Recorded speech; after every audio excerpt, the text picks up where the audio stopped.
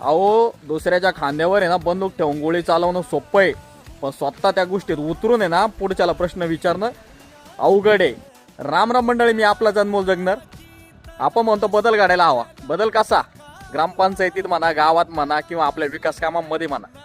त्यामुळं सगळे युवा एकत्र आल्याशिवाय ना बदल जगात घडू शकत नाही.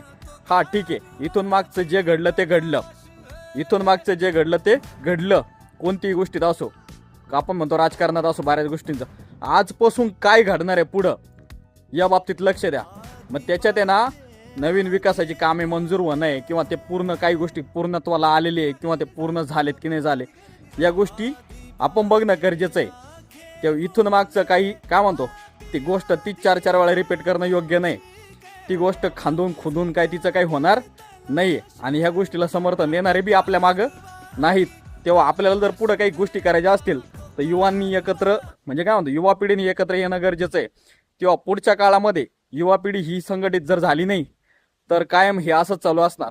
तेव्हा इथून पुढे विकास कामासाठी कोणता निधी येतोय किंवा काय कामं घडतायत हे प्रत्येक गोष्टीला आपण लक्ष देऊन करून घेणं गरजेचं आहे. नाही तर मग काय त्यांच्या मध्यात कशाला पाडायचं म्हणतो आपण.